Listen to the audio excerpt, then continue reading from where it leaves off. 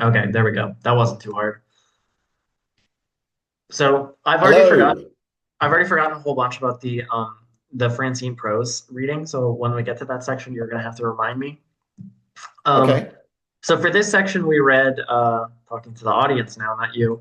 For this section, we read a book by Danilo Quiche. No, it's not. I forget. I was saying it wrong last time. I said quiche, and it's like Kish. Kish. Yeah, it's Kish. Danilo Kish. Um, yeah, Danilo Kish.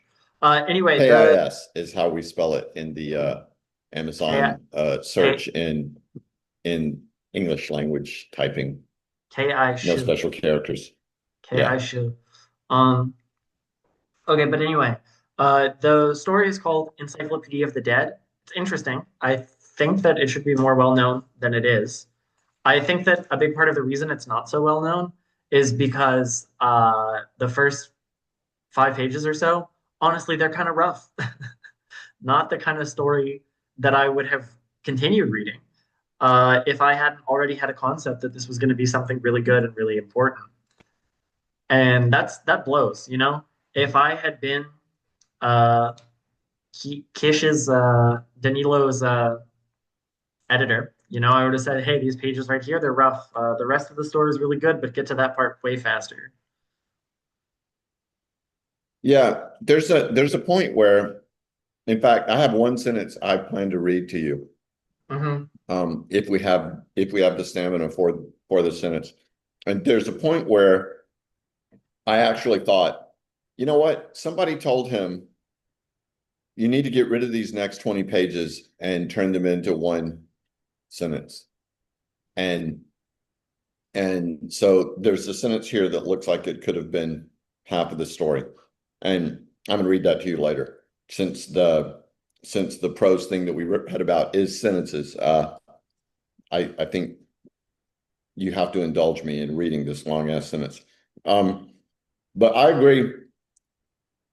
And there's also some inelegant moments, like, where you have the conceit where the drill comment at the beginning of especially short fiction, where the the the author tells you by some kind of clunky narration that the person who is listening to the story already knows some things. Hmm. Uh, and I don't know, do you already know what I'm talking about now, or No, not really. Actually, before we get into just straight up analyzing the story, I think we should yeah. summarize it a little bit. I think this is the story.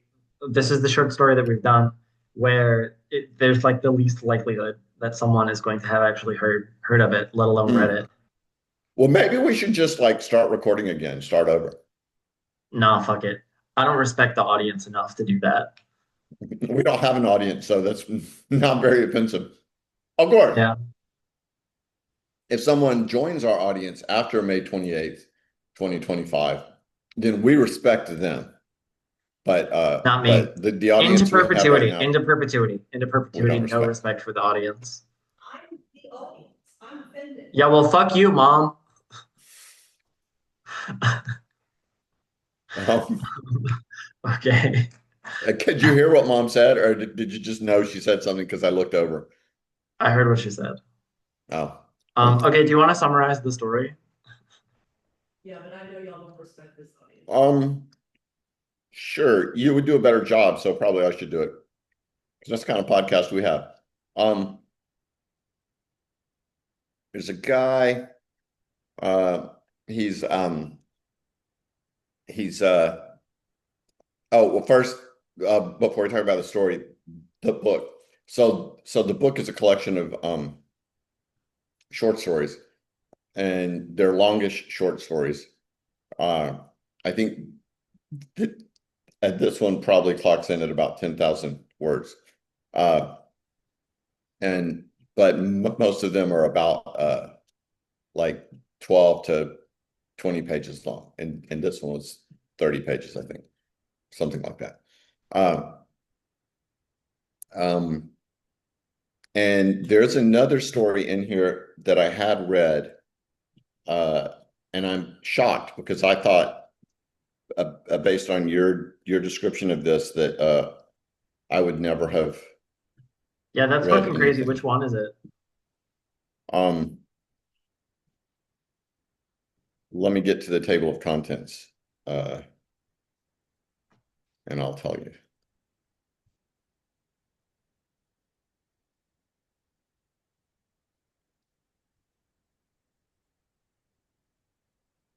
To die for one's country is glorious. And Okay. I was trying to think of when I read that, and I don't think it was that long ago, which probably means it was your influence. Uh, and then I started flipping through, and I noticed also that that is the shortest of the short stories here. So, uh, maybe I heard you mention this book, and I grabbed the book and I picked out a short story and read it. I kind of Um, don't know. Like, I'm looking for that story. I have a copy of the book right here. I'm not seeing the story called "To Die for One's Country is Glorious." my cover. Let me see if I can see the cover here. I also like can't find out. Um, Okay, we'll go imprisoned try man this. awaiting execution. Is that the story? That's the cover of the book. Okay. What I'm saying is it about a man awaiting execution? Yes. Okay, I think they must have added some stories to like later editions, and I must have a different edition or something. Because that one's Okay. not in my copy of the book. So on to the Encyclopedia of the Dead. So the narrator comes into a new city or environment. I don't remember if it's a new city for a purpose of visiting for some reason. Don't remember. And his um his guide takes him to this uh he says he needs to stop and get a sandwich, and his guide, it takes him to this place where he goes in, and he, I believe, thinks he's going in to just get a sandwich at like a bar or something, and then he's going to go back to his hotel and go to sleep. But what happens is he goes in, and the attendant, let's call him the librarian, leads him into a room and then locks the door behind him. And he's stuck in this room. And then uh he can't go back through the door he came in, but there's a hallway that has a line of rooms, each corresponding to uh, a letter of the alphabet. And he's traveling to get over the death of his father. The best, like, pithy, insightful lines of the book is about what a terrible idea that is. And I thought the whole story was going to be fantastic little sentences like that, and it was not. Um, uh, but it's that, we expect to be able to travel away from trauma, and that the trauma is then left behind us, but we carry our trauma with us everywhere we go. It lives within us. So that sentiment, expressed a lot more elegantly, is in the first few pages. But then it got clunky, and I wouldn't have made it past the first 5 pages if it hadn't been for my commitment to you, dear boy, to uh to read it. Uh, the library is a library of the story of people's lives, and it turns out it's the lives of everyone who is not in some other encyclopedia somewhere else. So if you're, King Leopold, your story is told lots of places, and you don't have an entry in this encyclopedia, though anyone who crosses you whose story is not told in encyclopedia is going to have, a touch on King Leopold. That's an interesting detail to me that maybe we'll have some questions about. But um, so he goes and he's 2 months past his father's death, and he's traveling to try and get past that grief.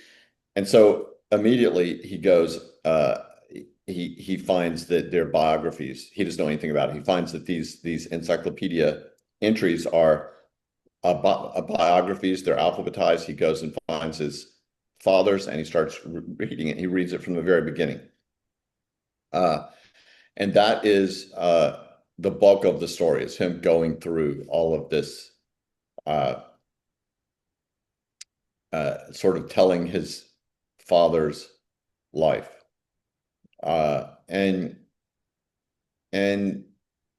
there's not a ton of reflection on uh, the difference between what he thought his father's life was and what his father's life was. Like Mhm. he discovers an affair with a Serbian woman while his father was out, Oh, okay. traveling. He had an You say affair. Serbian woman. I think in Serbia they just call those women. Yes, women. But The dad is Serbian too. Like presumably everybody in the story is Serbian. yeah, I know. Like what when he went to wherever he went, Germany, when he was 66, it was the first time he ever crossed the border. Uh, which is really strange if you're from the from the from one of those tiny little countries. Hmm. Um, and but also note, I think she's called a Serbian woman in the book. Uh, um, there's not much reflection on uh, how um, about the differences between what he knew of his father and what he's learning of his father. Uh, and I find that to be really strange. Like I feel like we're missing something. It's not like the author has to tell us what to think about this, but I would like to see, I would like to have Yes. seen the narrator The narrator thinking doesn't seem something. to have an opinion about it. As a matter of fact, it didn't occur to me until just now that the narrator would have an opinion about these things. I almost view the narrator like I think this book is really interesting to compare to another story that we read, much more famous, The Library of Babel, because they're both about an impossible like library, basically. They're both about an impossible library.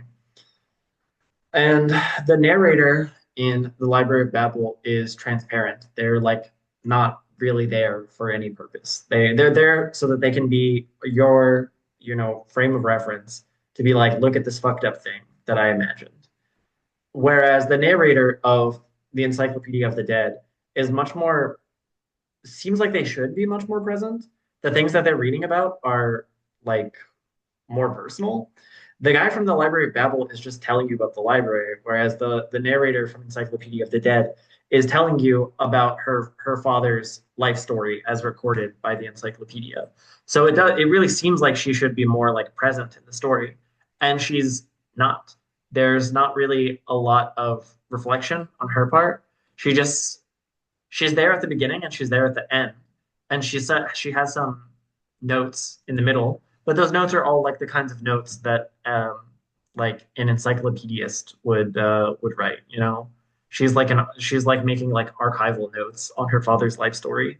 And as you say, like there's things actually at the end there's some personal stuff, but there are sections like the uh, by my count, three affairs that her father seems to have had, and they're not even labeled as affairs.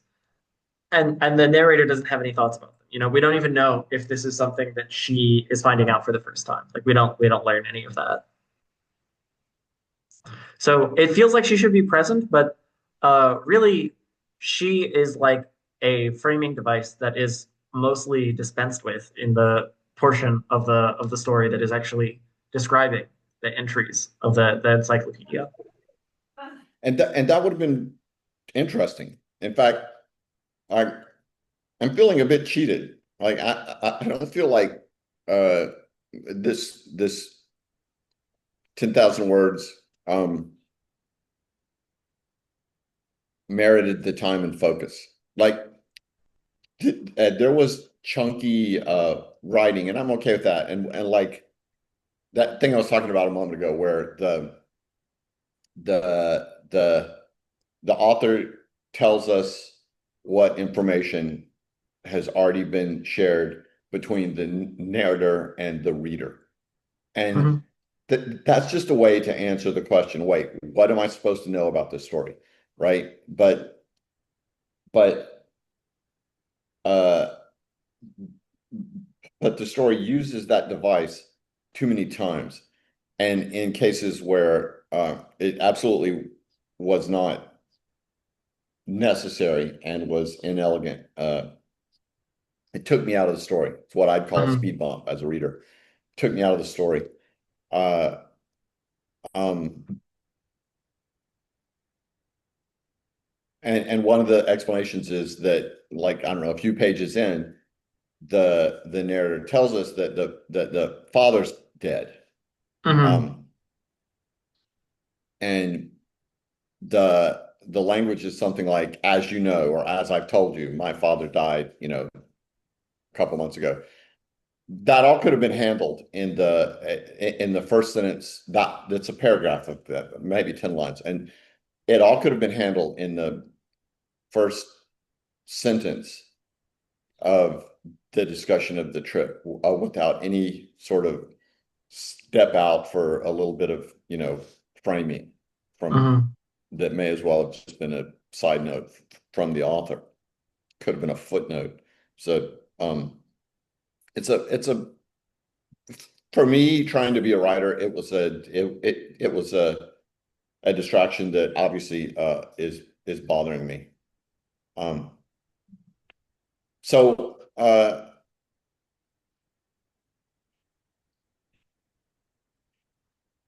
let's talk about.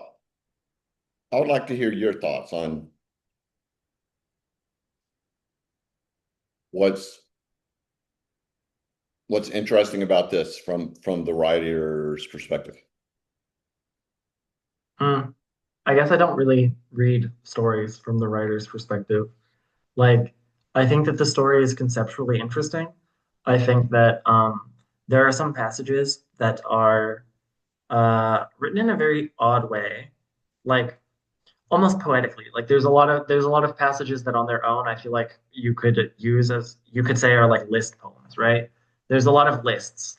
There's lists that sort of imply uh, a narrative that isn't actually present, or that says a lot more than you would expect from a list, right? And so I think those are interesting. I also do think it's really interesting to see um,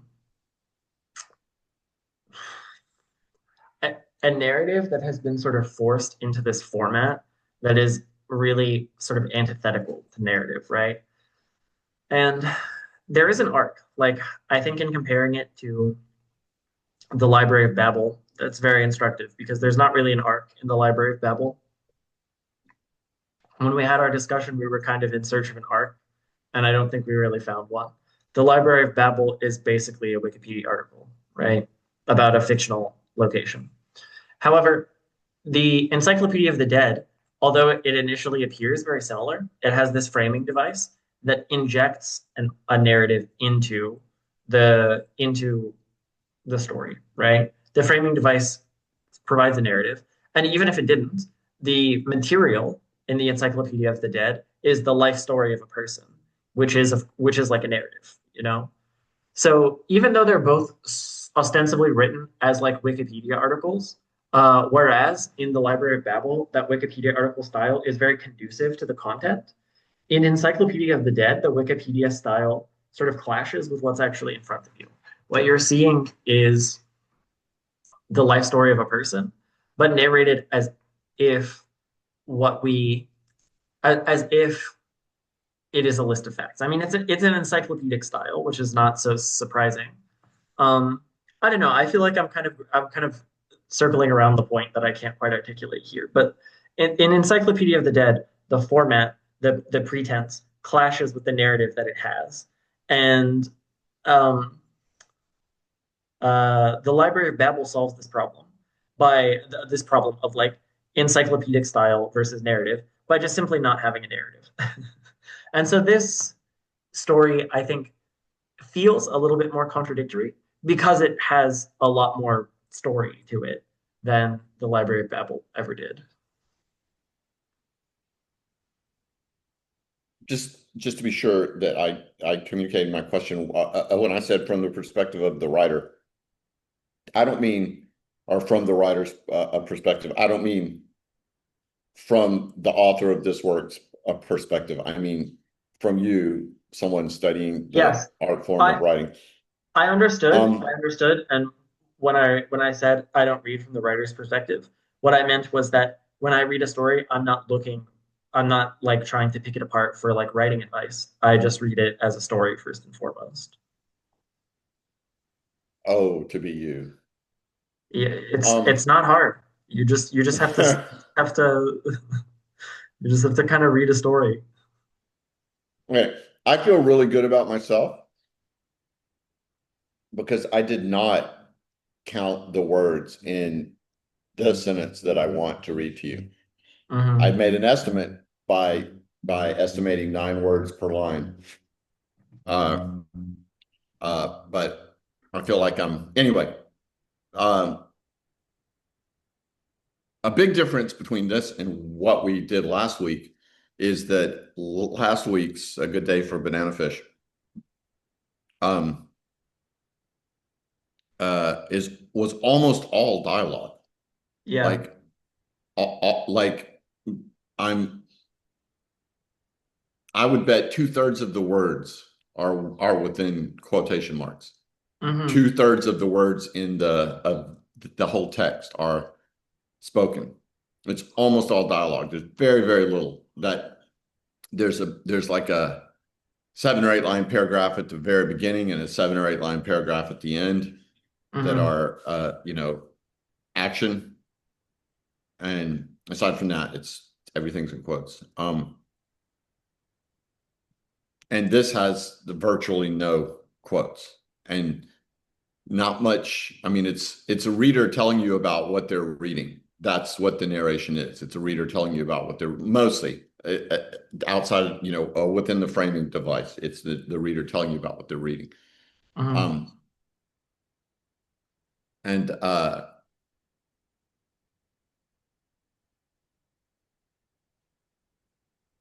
All right. So it's appropriate for the Francine prose section that we read too, the chapter on sentences, because the sentences here are, um, in some cases, like really um, super well done, long sentences. And what she would say is a super well written, long sentence, I believe, is the the sort of lyricism and the meter of it, uh, and also that you don't get lost.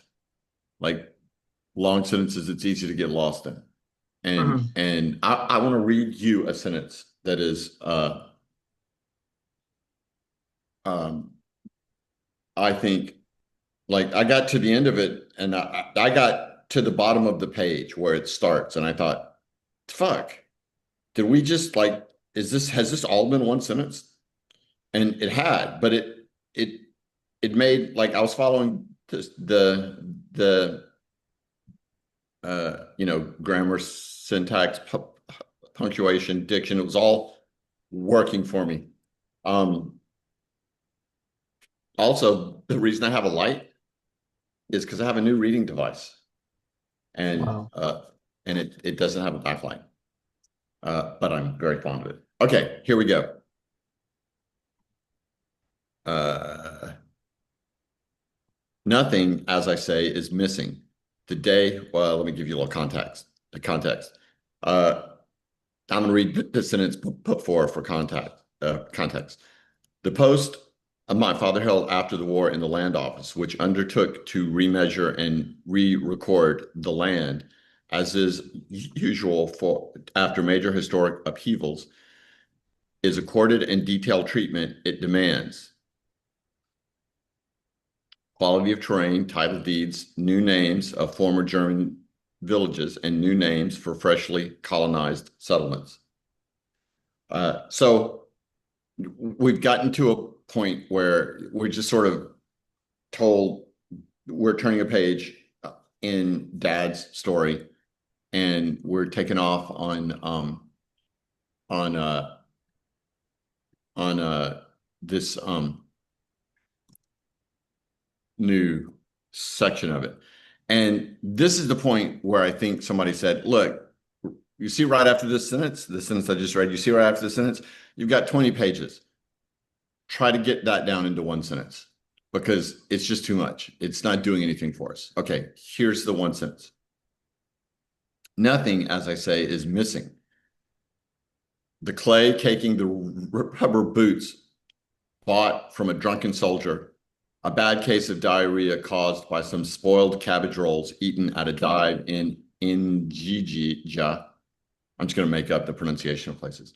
An affair with a Bosnian woman, not Serbian, Bosnian, a waitress in Sombor, a bicycle accident near Chantavir, sorry, and the bruised elbow that came of it, a night ride in a cattle car on the Sinta Subotica line, the purchase of a plump goose to take home for a New Year's celebration, a spree with some Russian engineers in Banovici, a molar pulled in the field near a well, a rally at which he got soaked to the bone, the death of Steva Bogdanov, surveyor, who stepped on a tripwire mine at the edge of some woods and with whom he had played billiards the previous day.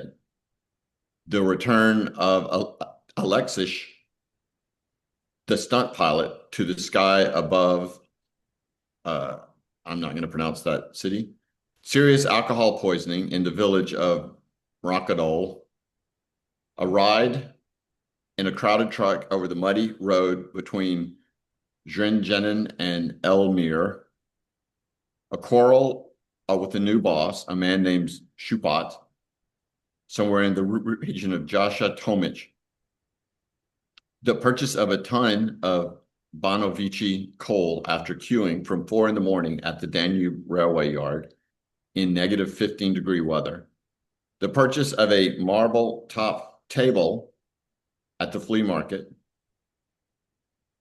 a breakfast of American cheese and powdered milk in the Bosnian workers' canteen, his father's illness and death, the prescribed visit to the cemetery 40 days later, a bitter quarrel with one Peter Jankovic and one Sava Dragovic, who advocated the Stalinist line, their arguments and his counter arguments, which ended with my father's muffled "fuck Stalin." That's all one sentence.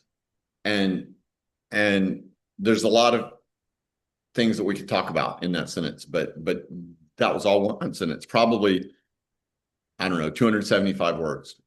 And I kind of feel like it told the story, you know? Yeah, Um, that's what I mean when I say that lots of the segments from the story are more sort of like a list. Like it's a list book, and you know? It's a list of that's items. listicle, yeah. Yeah, And and well, and the thing is, there's some tiny things in here, like you know, um, a night ride in a cattle car, mhm, the purchase of a plump goose to take home for a New Year's celebration. There's no like talk of the celebration, just the purchase of the goose, like really some small things, and then some huge ones that are touched in really short lines, like his father's illness and death. yeah, 5 words. His father's illness and death. And then the one with the where he's talking with the two people, they're arguing about Stalin, and I mean that's like 25 uh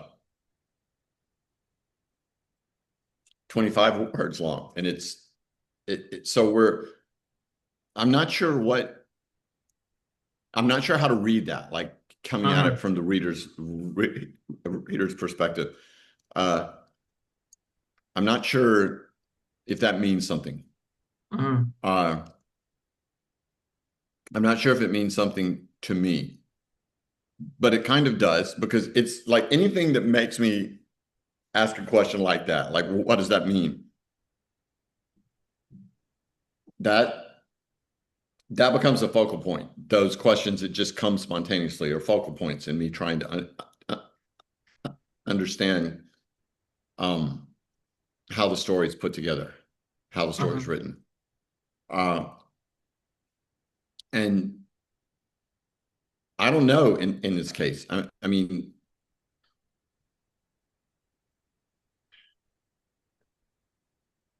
and I would have a hard time like giving this piece like assigning a theme to it. Hmm. Uh, and I don't know. I still don't know what to think about this piece. I'm glad I read it because it's interesting and it's perfect for the prose section because uh, in spite of how many clunky sections there are, passages or ways of telling the story, there are some fantastic sentences here. Yeah. Not just long ones, some really good sentences of all types. Yes. I agree. I mean, I think it's a sort of dramatically uneven piece. Uh, it's got really great bits. Unfortunately, those bits are backloaded. You know, if you just picked up the story, I would not have finished it. And I mean, I think it really helps that the collection is this is the like titular story of the collection. You know. But anyway, I think the thing is, for the first maybe like 90% of the story, I actually had a pretty clear idea of what it was about, right? Which is that similar to the Library of Babel, this is a story where a guy thought of a really weird thing and he's like, what if that? Huh? What about that? Did you think about that? And he wants us to think about the thing. And unlike the Library of Babel, the Encyclopedia of the Dead, it doesn't really make any sense unless you inject some sort of narrative into it, right? It's much easier to understand the Encyclopedia of the Dead as if we look at one individual passage, you know? Whereas the Library of Babel is incomprehensible if we look at one individual passage and only makes sense and is only even like worth thinking about if we look at it as a totality. And so, you know, it's a more narrative, it's a similar idea, and it's one that lends itself to narrative, right? But there are these sort of weird, I guess, philosophical junctures that come up when he's thinking about the encyclopedia. He talks about um, he talks about all sorts of stuff. He says that they do it, the people who keep the encyclopedia, they do it because they have this sort of special approach, right? They have this special way of thinking about history, that history is the totality of all of these details that and he goes further, right? It's not just that the encyclopedia is about forgotten people, it's also that it's about forgotten details from those forgotten people, right? Like, of course, the remembered details are in there too. But certainly, if we take him at his word for what the encyclopedia is actually like, since we only get like a summary of one entry, uh, well, then we can conclude that there are a lot more forgotten details than there are remembered details. Even from the list that you read, most of those things would probably be something that everyone would just forget afterwards. Like those aren't a lot of those aren't really the important things. And the perspective of the archivists here is that history is the totality of those forgotten things, and that those forgotten things are in some way important, um, and not just in an abstract sense, right? They're of ultimate importance. Like I almost get the sense that you should feel guilty for forgetting these things and for not recording them yourself. So there's this like weird, I guess, philosophical perspective that is expressed by the encyclopedia itself and by the people who keep the encyclopedia. And up until the last like page and a half of the story, I'm pretty much on board with what the story is about, right? It's about this weird encyclopedia and this weird philosophy that sort of emerges from thinking about the encyclopedia. And then we get the stuff about the dad's like intestinal disease, right? At the in the last page and a half, the story suddenly all along was about something else. And that thing sort of appears randomly. And I guess it's sort of an interesting like contrast actually to the story we read last week, which was Perfect Day for Banana Fish. Because in A Perfect Day for Banana Fish, there's an ending that retroactively makes that like completely changes the way that you view the whole story, and it alters and it also makes sense of the whole story, right? It's a sudden ending that is surprising, but then you see that it's a necessary part of the whole story. It seems to come out of Mhm. left field, but then you reread the story and it serves as sort of a coda to the whole thing. Whereas this ending seems to come out of left field and it implies that it has a deeper meaning, but it absolutely cannot serve as a coda for the entire story. Like the father's disease doesn't explain anything about his like fear of the sea or the rest of his life. It only explains this sort of one thing at the end, right? And to give context for listeners who haven't read the story, what happens is at the end of the narrator's father's life, he gets really into painting flowers, right? He really starts loving to paint flowers. He paints all sorts of flowers. And he sucks at it. I don't think he sucks at it. Oh. Okay. I mean, I got the sense that the narrator was very generous to really, the dads. Yeah. Anyway, sorry, I interrupted you and I shouldn't have. Go ahead. why do you? Wait, hold on. No, I'm curious. Like, why do you think that? Um, some of the flowers couldn't be identified, and it wasn't like impressionistic. It was that they couldn't be identified. And I don't know. I But might have just been thinking of my own father and how shitty that would have been if he had painted flowers. but there's many like I don't get the sense that he is like a savant or anything, but I do get the sense that he is like surprisingly good at this because everyone who sees the flowers is mentioned as complimenting them. They even use the word like authentically compliments, right? Like his favorite grandson Mm, or first grandson or whatever authentically compliments the flowers. mhm. I remember And that. there's also a description of some like painting on the window that he did, where he's created these flowers that have the illusion of being like a curtain, right? Which seems like it was something that would be like very difficult to do. Yeah, that's I remember that too. Yeah. Okay. So we'll go Uh, back and edit this last part out, right? Because I said the thing that no, I ain't editing doesn't. shit, dude. If Okay. you All want right. to, if you want to take over editing responsibilities, if you want to add that All responsibility yours. and All take it yours. take it on for yourself, then go ahead. But um, okay, great. Fuck, I wanted to say something about the flowers. Oh, I feel like that word. No, you were talking about that last flower No, that I he had one. painted. I had one thing to say actually about this phrase, right? I think this might be like a lost in translation type of moment. I don't know that much about Serbo-Croatian, but I think that you can imply. I get the sense from reading like things in translation that in Serbo-Croatian you can imply a sort of indefiniteness about something without it also implying a sort of like lack of qualities or a lack of like goodness, right? And so Mm, I think that it's a little I can imagine that in Serbo-Croatian it's easier to say it was a flower and we had no idea what kind of flower it was without it sounding like you're saying like it was a bad painting. But anyway, that's just me making a wild guess about why that's there. Okay, anyway, so the flowers, right? The dad gets really into painting these flowers. He loves them. He is possibly good at them. But anyway, it's his like hobby. It's his end of life hobby.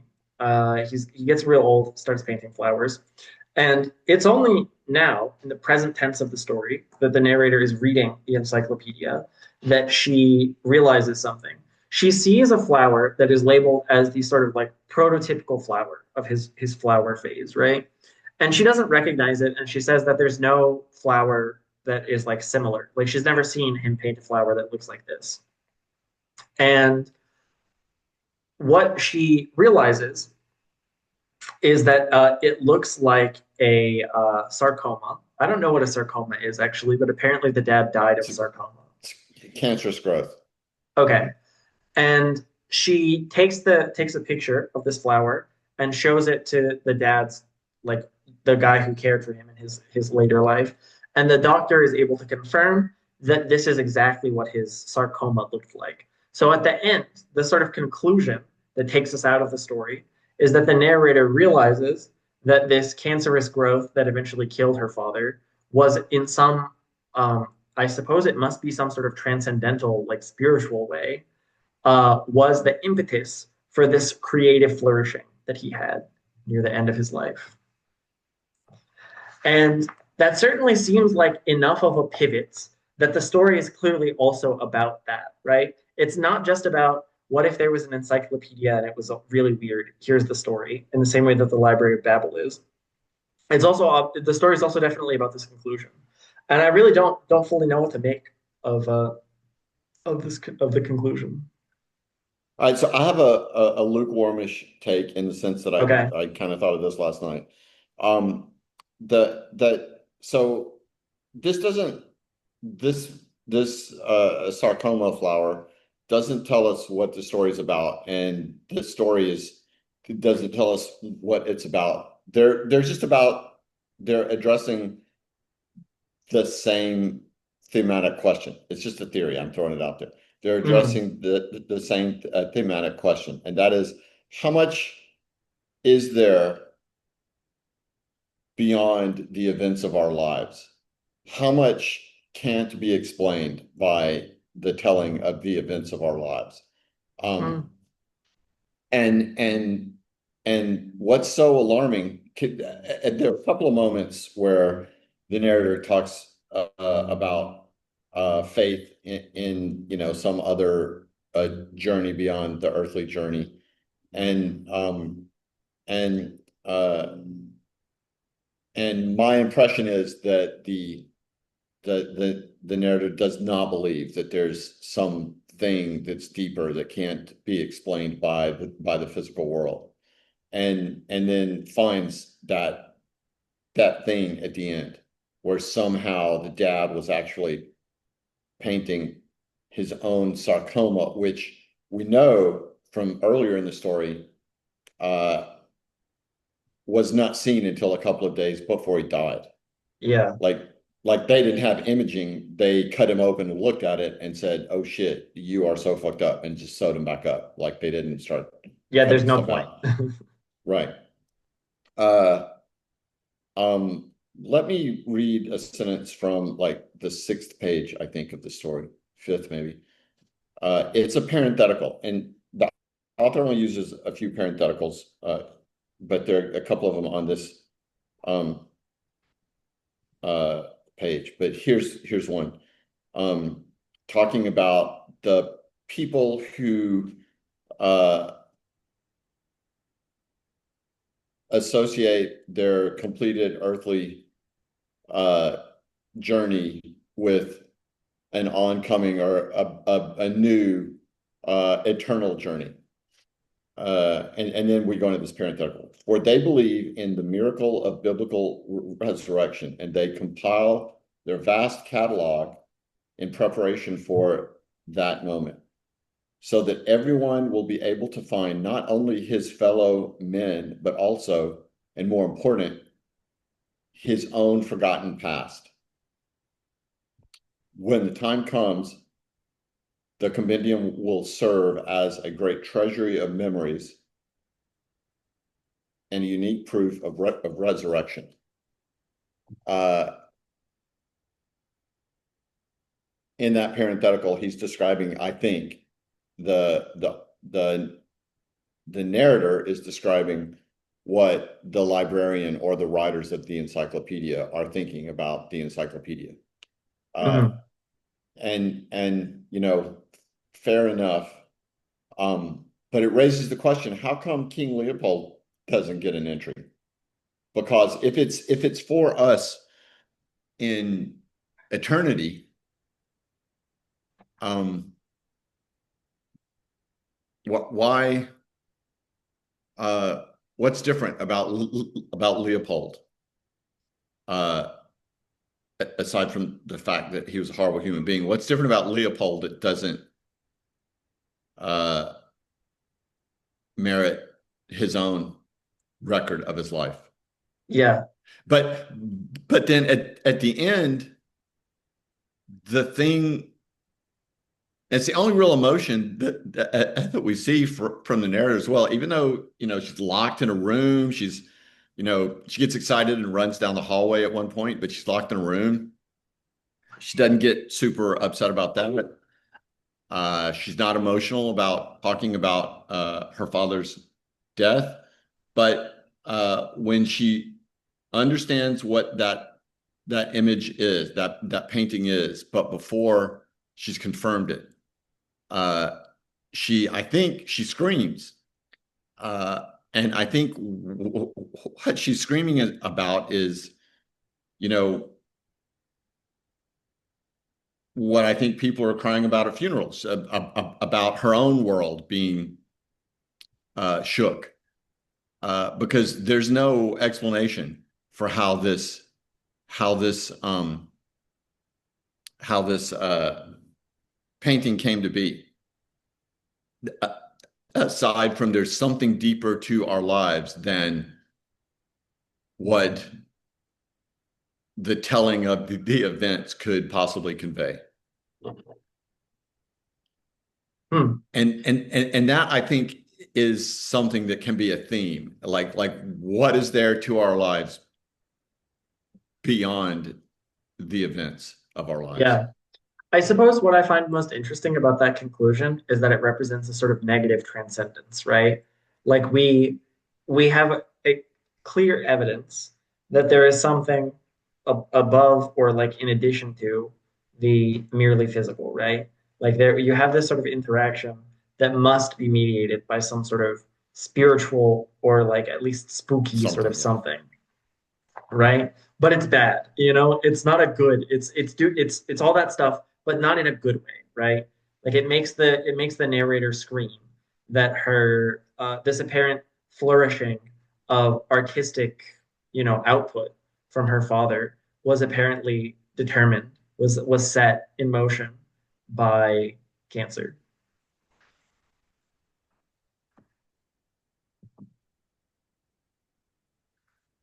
Okay, I think that we have perhaps said enough about this story. Uh, Maybe we should move on to the craft reading for today, unless you have anything Yeah, else to add. I'm thinking like just now we've been talking for, I don't know, 20 minutes or something, 30 minutes. I'm thinking how could someone possibly want to actually watch this? Um, Hmm. Okay, I don't know, maybe this is for the after we stop the recording debrief. Uh, but let's go on to prose. Yes. And okay. I'll just ask the editor to edit that last comment I made out I think that they're going in to refuse, edits. actually. I think our Yeah. editor is on strike because we Look, don't pay them. what if we double the editor's salary? I think then they would not do it twice. Sophie, go watch her. Are you watching right now? Oh, Dad, Dad, we're not live. it's not live, right? Yeah, I know. But she referred to herself as the watcher, so I thought, okay, well, Uh-huh. is there something happening? I don't know. Um, uh,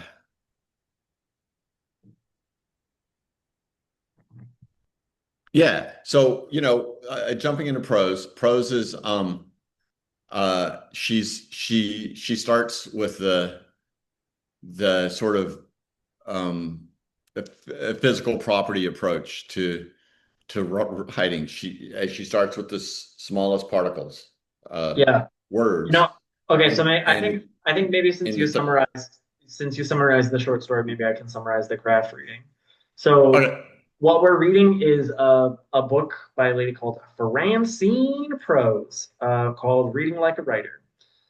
And it's what it says on the tin. She's going to teach you how to read in the way that a writer does. And she starts with the smallest units. So I think she starts with words, right? And now we've I forget what the middle thing is, but we've worked out our way all the way up to sentences. We're finally there. We're all the way up at sentences. Isn't that crazy? And uh, in previous discussions of Francine Prose, I have made no secret of the fact that I think that her approach is a little bit silly. I don't disagree in concept with the idea of like close reading and reading to learn things as a writer, but I also sort of think that I don't know, it's a little bit of a brain poison for your reading experience, and it also she also presents it as like a so tautologically, which I super don't Yeah, like. everybody hates that about her. Yeah, I think that, I mean, and also the other thing is that if you've constructed an argument where it's a logical impossibility for it to be false, well, congratulations, you've successfully said nothing. You know, if you've yeah, you created an you've argument wasted that everyone's couldn't time. Yeah. possibly be false, you may as well not have said anything. You're just spinning your wheels. And I think she gets awfully close to that because she defines close reading and defines like her the way that she does things in such a way that it becomes so like all encompassing that it's like what are we even talking about? And it's certainly not the approach that I take to reading, but I do think that we have finally exited fucking goofy ass clown territory and entered the we've entered the first level of analysis where I'm sort of starting to be willing to hear her out, right? I think you taking this sort of like writerly approach to like words, okay, whatever, like words, that's crazy. And then what was the other one? Is there one between words and sentences? Um, Or was it introduction and then words and now we're finally at sentences? All right. kind of right here. It's been a while. We took a hiatus. Yeah. So the first chapter, the introduction is worth reading, but the first chapter is just the concept of close reading and like how and why uh, a writer would want to do close reading. And the second chapter is word, and the third chapter is sentences. Hmm. And I'm going to read the chapter titles because I guess we're going to go all the way through this book anyway, so I may as well, so people may as well be warned. Next is paragraphs. Then Whoa. there's narration, character, dialogue, details, gesture. 10, learning from Chekhov. 11, reading for courage. And the last thing is books to be read immediately, which is the only cleverly named chapter of the book. Yes, so words and then sentences and then paragraphs and then broader concepts. Not a word on chapters. Wow. Crazy. Um, well, anyway, so sentences is the first place where I think that this approach is not completely fucking silly. And the reason for that, I think, is that essentially, if you look at individual sentences, you're sort of starting to take a more, I guess, poetic approach, right? Like, although I don't think very much of books that are like this, it is valid. You're allowed to write a book that is primarily carried on the power of its individual sentences, right? I think those books fucking suck. I wish people would write fewer of them. But like that's valid, you know, that is like a path that exists in literature. And also like all things being equal, a book with good sentences is better than a similar book with bad sentences. So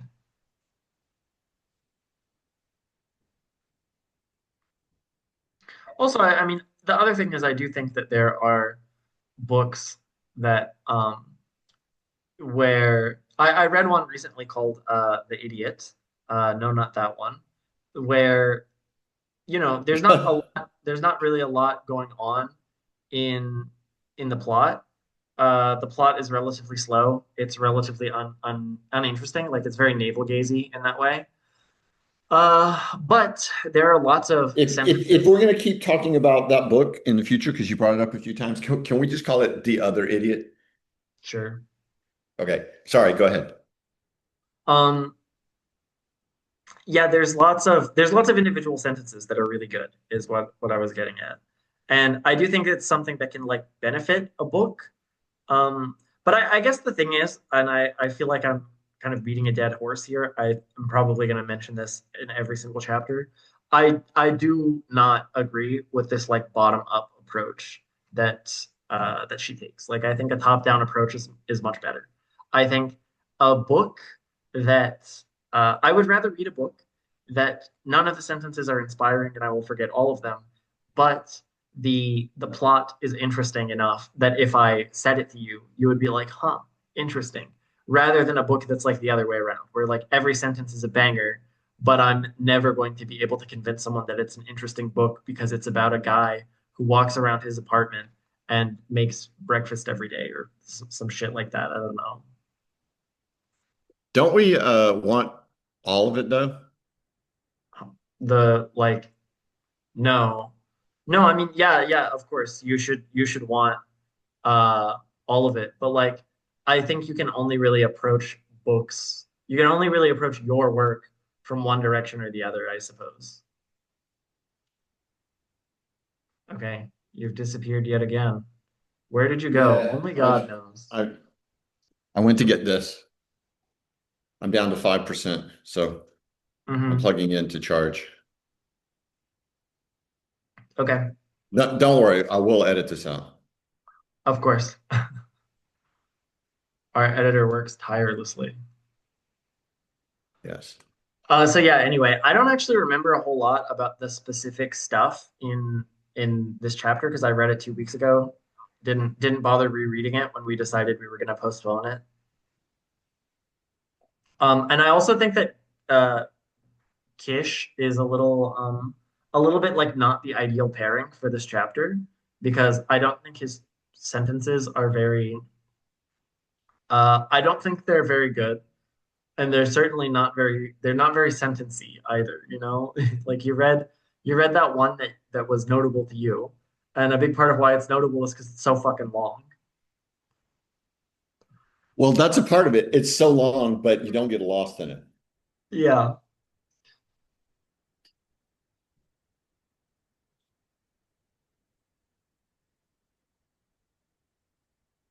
All right, anyway, sentences.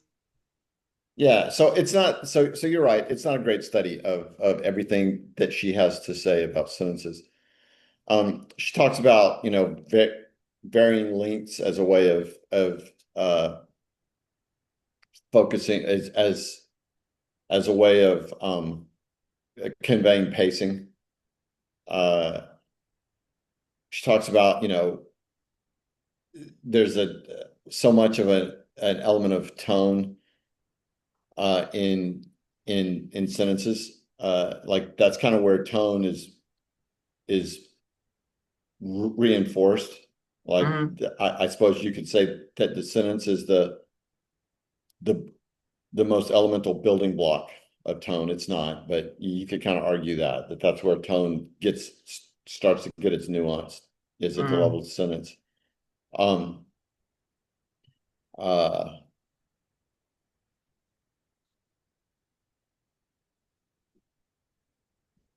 that she's sort of, I don't know what like quality and art approach of I can't always evaluate what I can't always explain what makes a sentence great, but I recognize great sentences as she writes. Um, and she gives some examples of some of those qualities, like the lyrical sound as they're spoken aloud, which is not totally disconnected from the the sound image that we form. It's not the same thing, but it's not totally disconnected from the sound image that we form in our minds as we read quietly, silently. Um, and the clarity of the sentence, the economy of the sentence, like everything should be needed. She doesn't use the phrase that every word and every punctuation mark faces a firing squad. But that's what she's talking about is in editing, you that's when you refine your sentences to make them See, fluid. I guess this is another place where I just disagree with her, right? Because my operating principle for writing prose is a different one. My little cliche little phrase that I use when I'm thinking about what to write is a totally different one, which is pity the reader. You should be making the reader do as little mental exercise, as little homework as possible. And that doesn't always mean having an extreme economy of language, and it doesn't always mean having an economy of language at all. Like when I'm writing, I often add a significant amount of extra words because my goal is to pity the reader rather than to, you know, put every word on trial for its life. I think she does say that. I think she says put every word on trial for its life. Mm. And I don't really agree with that approach in prose. I think that in poetry, it's a totally different story. And part of why I'm so kind of annoyed with her approach is that I do really feel like she just wants prose to be poetry, and it's just fucking not. And you know, if you want to have this like extreme focus on words and sentences as the foundation for your like art form, I don't know, go write poetry. Like I don't think Poetry's words and hard. yeah, well, I don't think that words and sentences are the foundation for prose. I think that events and characters are, and uh, and yeah, and I think it's different for poetry. I think for poetry, it's about words and sentences, and for prose, it's about events and characters.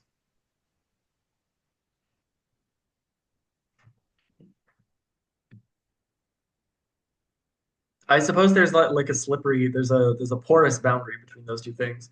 As soon as I said it, Yeah. you know, I can think of many counterexamples, including among the short stories that we've already read. Like, the Library of Babel isn't about characters or events. Neither is it about words or sentences, though. It's about some secret third thing. But uh, but I think as a general rule, I would say that narrative fiction, it's about the people and the things that they're doing. Uh, you know, like I certainly the reason actually that I would the thing I would point to say that that's true is that if you ask someone like what what is the Great Gatsby about, they would tell you about the people in that story, and then they would tell you about the things that those people do. And the Great Gatsby is an extremely, you know, lyrical, poetic. There's so many good sentences in that book. There's so many good words in that book. You know, I've never seen the word eulalia actually written down in a fictional context, but my God, Fitzgerald, he's gonna do it, and he's gonna do it before it was like before you could just look up what that word means. You know, your ass had to go to the fucking library to figure out what this guy was talking about, and and that's great. But it doesn't make The Great Gatsby about the fact about the words and the sentences, right? It's still a book about Gatsby and the things that he did and the things that happened to him. Whereas I think if somebody asked me what is this poem about, I would give a summary that involves like, you know, I would gesture vaguely in the direction of the poem. I can't summarize the poem for you, right? Like go and read the poem. I could say this poem is about, you know, death. This poem is about being really horny. Something like that, right? But because the poem actually is like words and sentences, like that's where it lives. I could recite the poem for you, but I cannot give you the poem in miniature. However, like literature, fiction, prose, you can give it to someone in miniature, and I think that itself is like evidence that fiction is about characters and the things that they do, rather than the sentences that tell us what they did.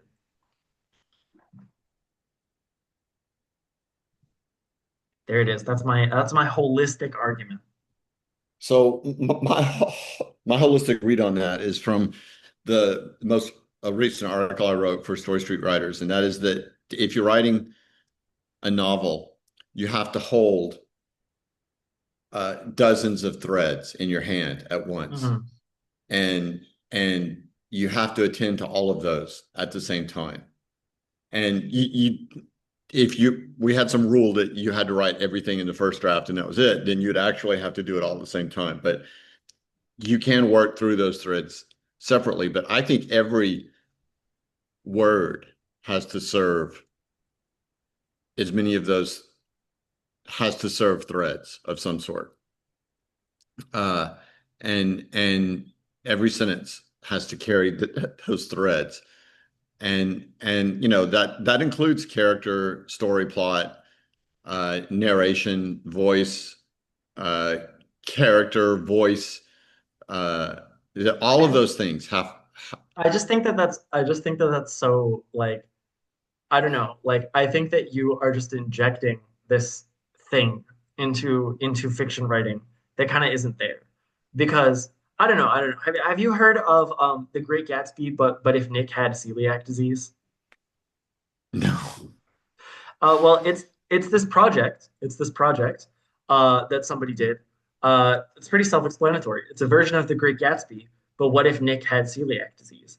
And it's nearly identical in all ways, except that there's one scene where somebody gives Nick some bread, and in this version, Nick says, "No, thank you. I can't eat that because I have celiac disease." And that is the only difference. And the whole joke is that this is essentially an identical novel to The Great Gatsby. Like nothing has meaningfully been changed. But I think we can all recognize Nick being like, "Oh, excuse me, I can't eat that bread because I have celiac disease," does not contribute to any of the threads of The Great Gatsby.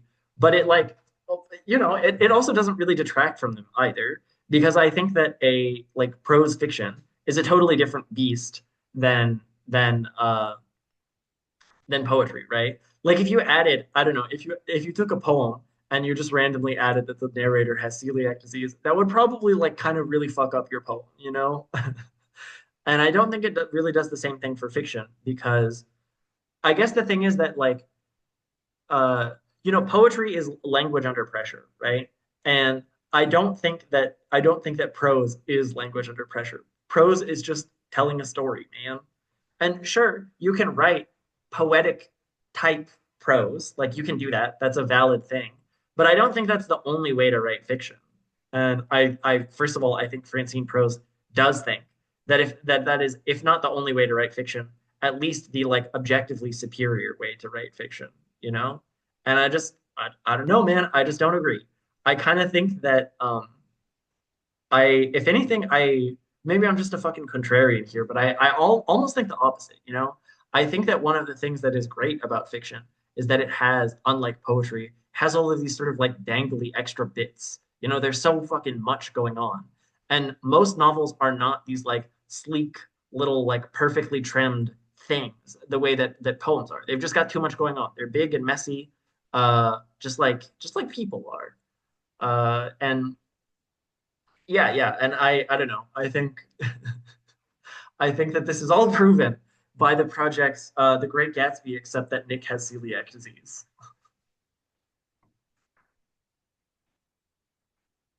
What? No. Um, yeah, I mean, the way that you said that makes a lot of sense, but I think it makes truthy sense because it does matter. And the real question is how much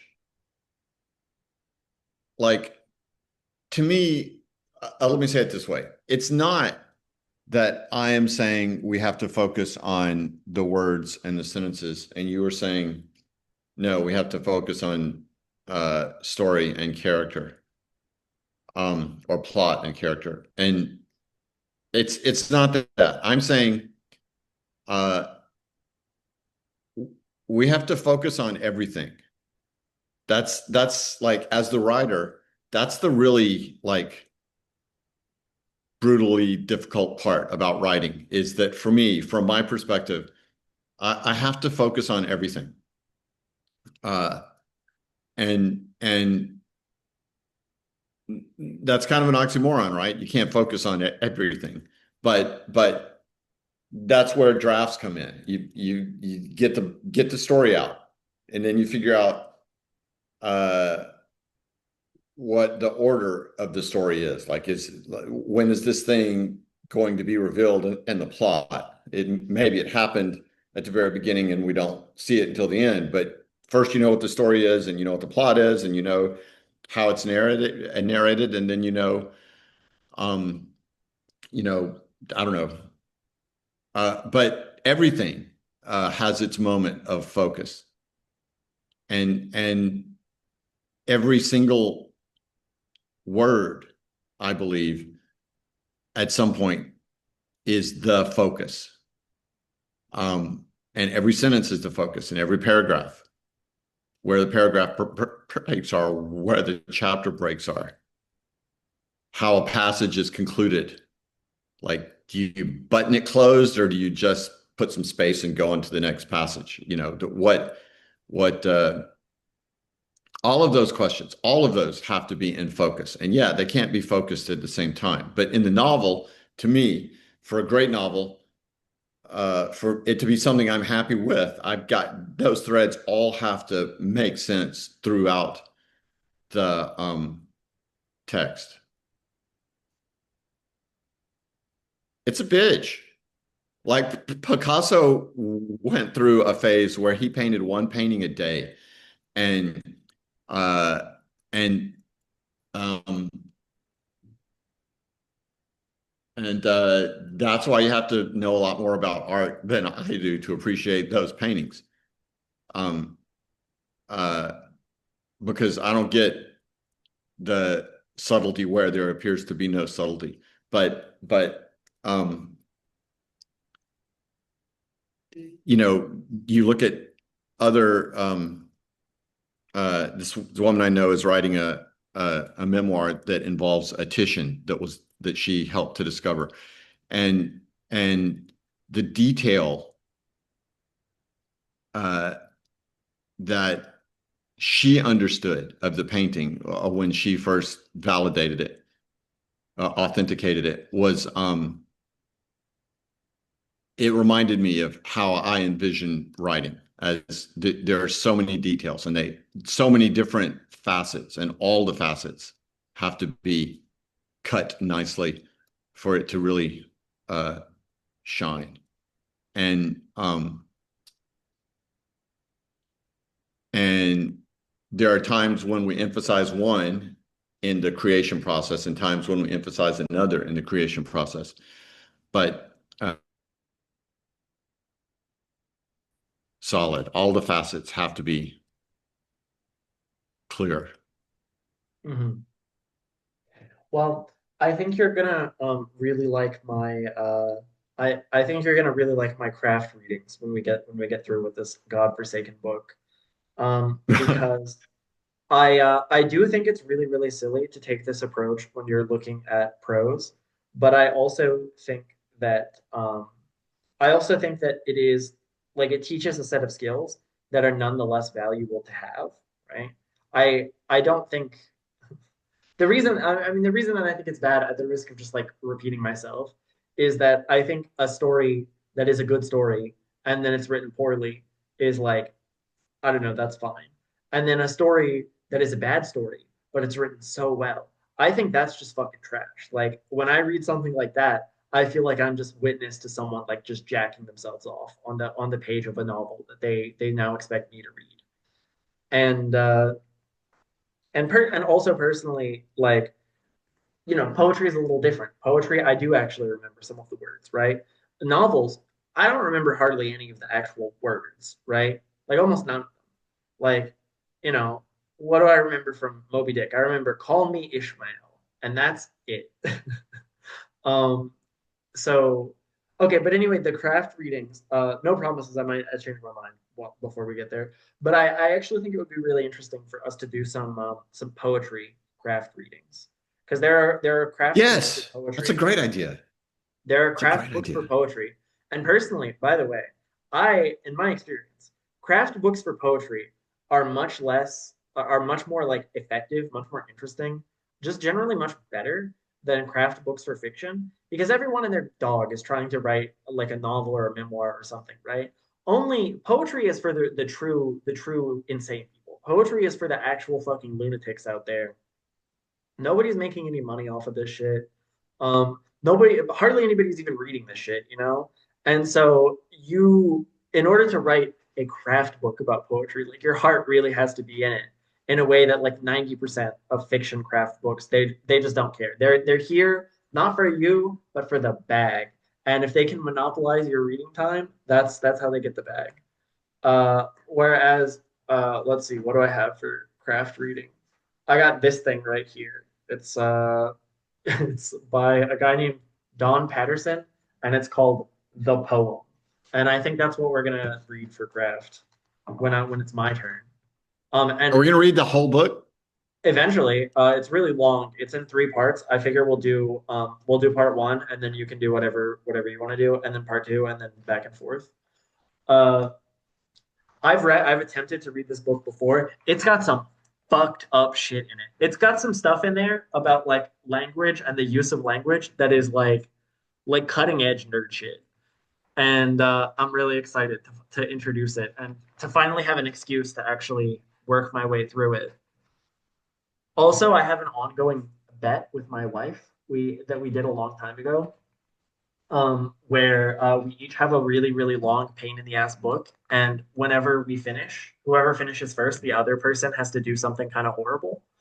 And it's an ongoing bet, right? And this is my book, right? So when I finish this one, my wife has to do something terrible. It's the I'm terrible. not going to ask. No, no, no. It's not. Okay. It's not All right. sexual. It's so much worse than that. She has to play the entirety of Bethesda's Skyrim. Like she has to play the entire main quest line. She's just assuming that it will never get there. Yeah. If she finishes hers, I have to run I think a half marathon. But she's not gonna finish hers. Okay. Anyway, now that we're like telling random anecdotes and shit, I think that that is an indication that we have run out of things to say about Francine Prose.